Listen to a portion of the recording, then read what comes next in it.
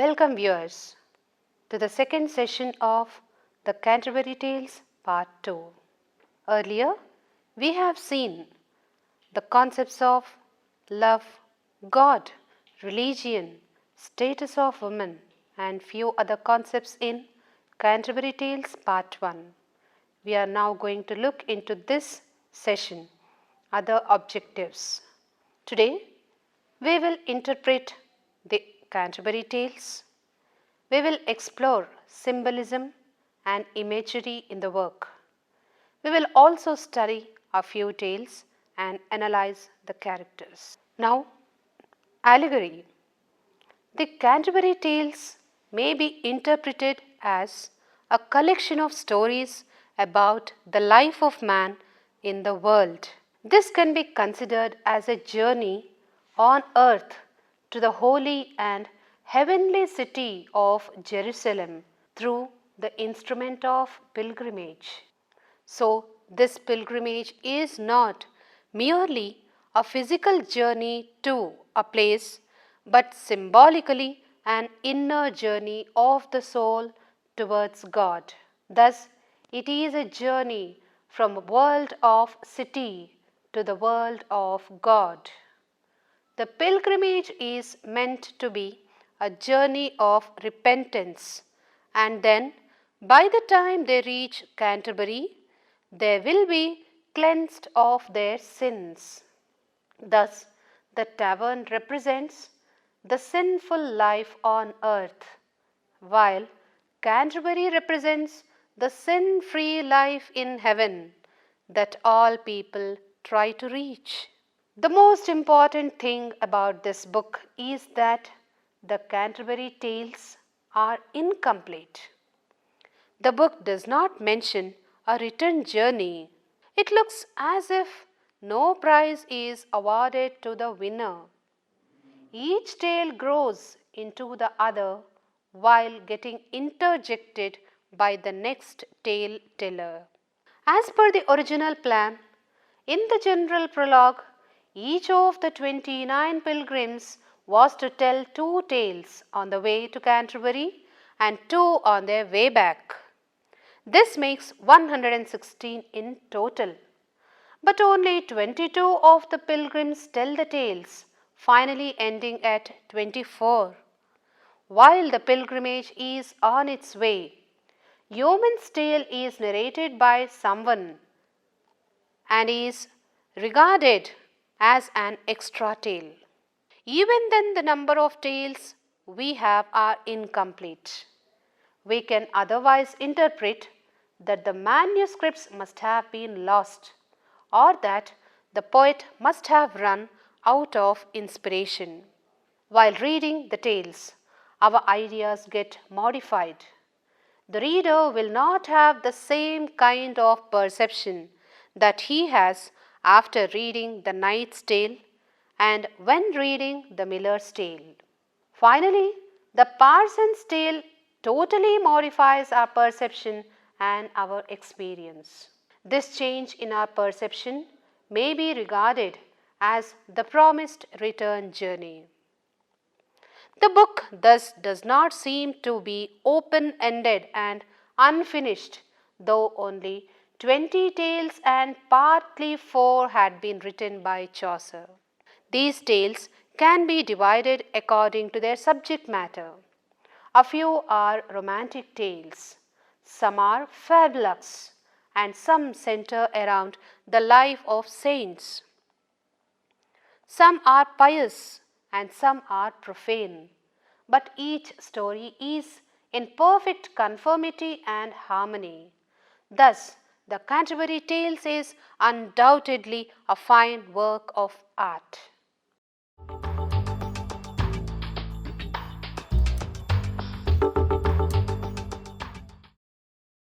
Let's now look into the spirit of new learning. The Canterbury Tales is a good collection of medieval stories. We have a classical romance and a courtly love, that is, in the Knight's Tale, a tale involving sermon in prose, that is, in the Parson's Tale, and a fable, that is, in the Manciple's Tale, and many more. Most of the tales seem to be retelling of writers like Boccaccio and Petrarch, whose writings have inspired Chaucer. It is very important that the Canterbury Tales was the first book printed at Westminster in England by William Caxton. The general prologue is in itself a masterpiece of the 14th century. It can be read and enjoyed. We get a vision of the idea of the pilgrimage to the tomb of St. Thomas Becket at Canterbury in the opening lines. Then each pilgrim is described in turn. We get an impression that Chaucer has had a chat with each of them over a drink at the Tabard Inn the night before they set off. It looks as if Chaucer has captured their characters from the way they have told about themselves. As the tales are read, one can understand that the characters interact with each other, especially the friar and the summoner, who dislike each other deeply. The friar tells a tale about a wicked summoner, and the summoner returns the compliment. Chaucer is the first great painter of character in English literature. He stands next to Shakespeare in this aspect. In the prologue, he introduces 30 pilgrims, including himself, representing all types of 14th century society except the highest and the lowest. These two categories do not meet in the concourse. He portrays the 14th century life as vividly and clearly as Tennyson did later in the Victorian age. The 30 pilgrims, with minute details about their dress, physical features, habits, and their peculiar manners, are presented in the gallery of the Canterbury Tales. Chaucer describes the people so clearly that many of them have become famous characters in English literature and have often been shown in paintings. A reader can see an open air atmosphere about the characters of the Canterbury Tales. The characters laugh and weep, shout and swear, interrupt the tale-teller, and pass compliments. They grow as the tales grow like real human beings. They appear in their true colors as the cavalcade moves on its course to the holy shrine. We can make discrimination in their characters by their ideas and the comments they make in their stories. The reader can feel the timeless creations in a time-bound pilgrimage. All the characters remain the same in this world, though some have changed their names. Thus, all are with us today, unaltered, as they are true to all generations.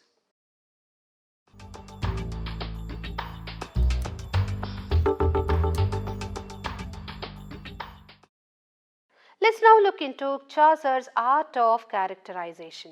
Is it possible to learn things about someone's character from their physical appearance? The medieval practitioners of physiognomy thought it was possible. Chaucer's description of characters gives the reader an analysis of their character. The wife of Bath's gap teeth are symbol of sexuality, as are the miller's red beard and hair. The pardoner's small, round and bright eyes and long hair are symbols of deceitfulness. Broad features with direct and open talk of millers symbolize low-class status. Coming to their attire, the wife of Bath's red stockings probably symbolize her lustful nature, and her large hat represents her love of fashion and luxury.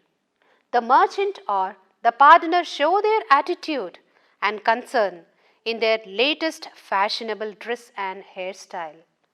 Thus, their clothing shows the symbol of their possession or lack of money. The young squire, with his fashionably curled locks and stylish short gown, is the picture of the romantic chivalric tradition. He stands contrast to the religious chivalry presented by his father, the knight. His short coat with long wide sleeves is exquisitely embroidered with red and white flowers and stands quite contrary to the knight's ascetic clothing. In order to save the differences among these characters of the English society of his times, Chaucer points out the differences in their clothes, dresses, manners of speech, habits, and their tendencies. It appears as if Chaucer describes these peculiarities not in an imaginative way but in a realistic way. They appear actual and living human beings of the 14th century whom Chaucer intimately knew. The Canterbury Tales opens in April at the height of spring. The chirping of birds, the blossoming of flowers, and a longing in the hearts of people to go on pilgrimages combine travel during vacation for spiritual renewal. The springtime symbolizes rebirth with fresh beginnings. That must have been the reason for Chaucer to begin his text for this time. It can also be noted that springtime evokes in erotic senses, and this is evident in the very first tale of the night when Paramount and Arcite first see Emily gathering fresh flowers to make garlands. All the tales of Chaucer have movement and variety. The tales move ahead uninterruptedly and a constant progress in the narration is seen. The action varies according to the nature of story. Each story is artistically designed that it gives rise to a fresh tale. Chaucer's art of characterization is free from personal bias. He portrays character impartially and without any personal interest.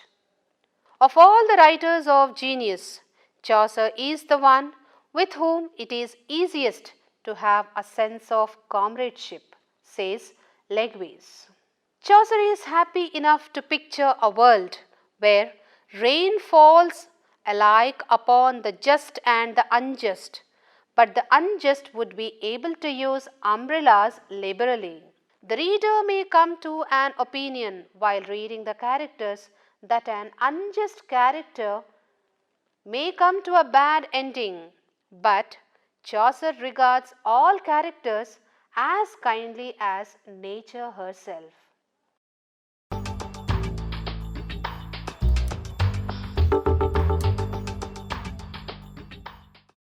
Let's look into a few tales. The first one, The Knight's Tales. This tale describes a triangular love story. The knight tells the first tale that is admirably suited to his character. Romantic in nature, it focuses on the conflicting love of two young men. Arcite and Palamon fall in love with the same woman named Emily, whom they see from the prison they are in. Emily is the niece of King Theseus. Arcite gains freedom from his imprisonment, but is banished from Athens.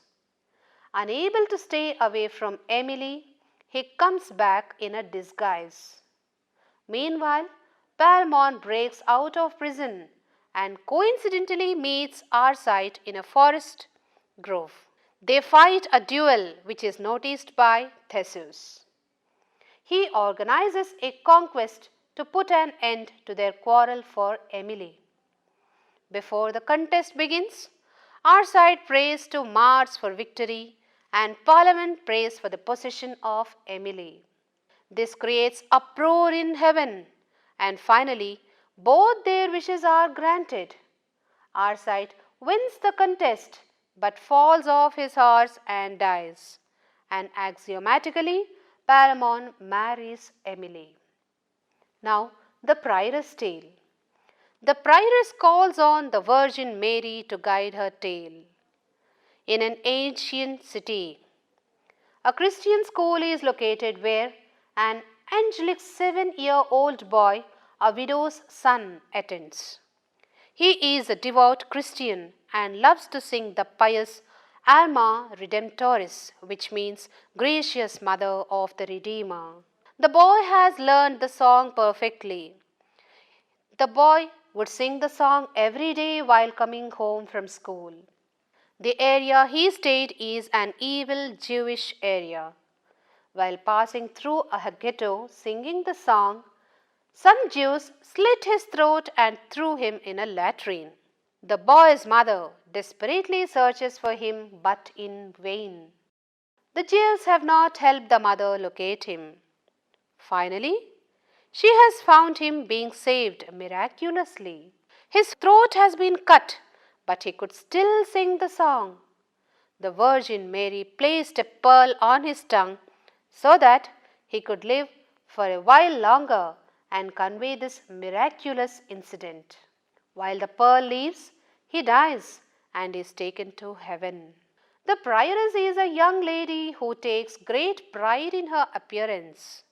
She has smooth skin, looks well dressed, has very good table manners, speaks French fluently, and is clearly well used to a sophisticated, polite society. She is supposed to be responsible for the moral and spiritual welfare of her nuns as an in charge of a priory. The reader can presume that she is on this pilgrimage to flirt with whoever she comes across. Chaucer mentions how pained she appears if she sees a mouse in a trap, how she feeds her pet dog with luxurious morsels, though she stays as far away from the poor and needy as she can. Now, the Parson's Tale. Chaucer plays the role of the parson on this pilgrimage. He had promised in his tale to define the right way to Jerusalem, the celestial.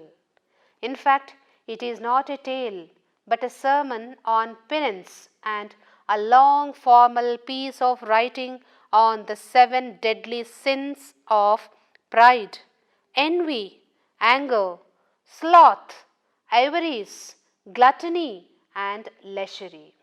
The parson says that God is loving and merciful and never wishes the destruction of mankind. The proper way to gain admittance into this holy city of Jerusalem is to repent for one's sins and then determine to lead a good and pious life. The parson says that repentance for one's sins can be made through voluntary confessions and by giving charity and by fasting as well. The parson ends his tale saying that no matter how long a person is sinful in his life, the mercy of God always exists to give salvation to him. Thus, a person would get divine bliss through the love and grace of God. The reader can note that, except the parson, all the pilgrimages are well disreputable in their own way. The pardoner dupes the people, selling them pardons and fake relics. People believe that they are saved from hell by doing so. The friar hears confessions of those people who give more money to him. The summoner has a red, fiery face that shows that he is best suited for his profession, who has a deceitful nature. Sinners can easily bribe him and see that their work is done easily.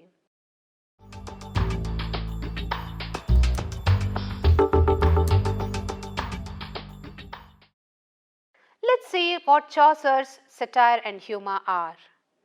Generally, satire is born of indignation, but Chaucer's humour is not of satirical kind. He makes fun of individual rather than of the institution.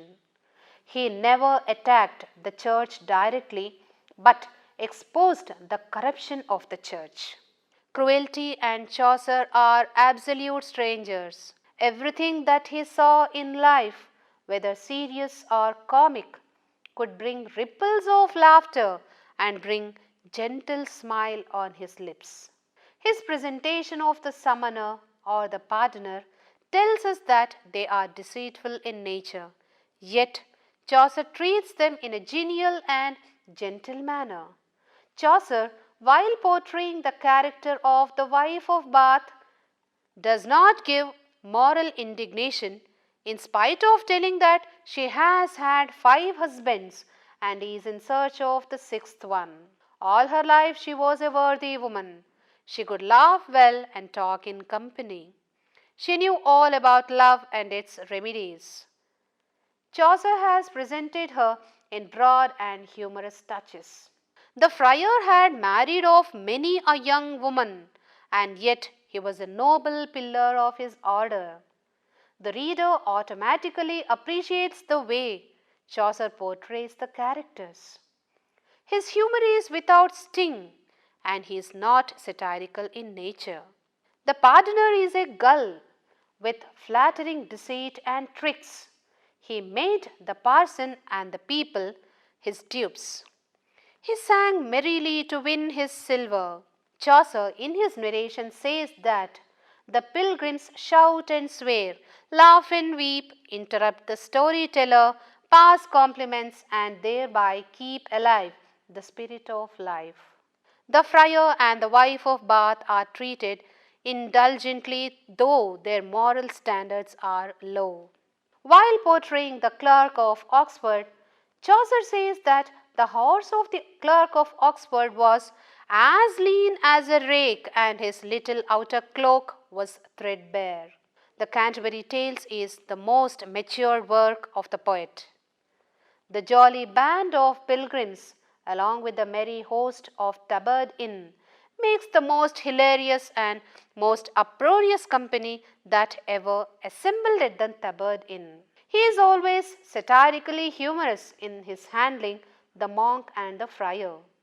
We can find humor even in the general idea and setting of the Canterbury Tales.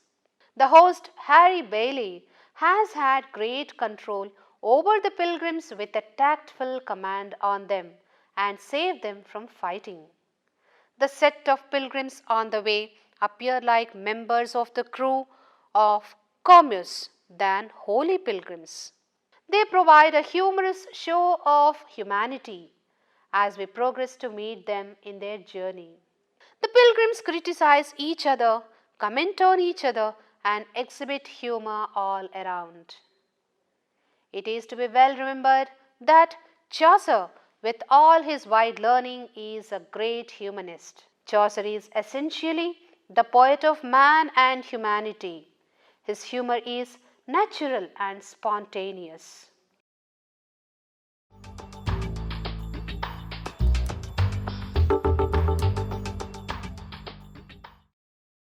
Let's go to conclude.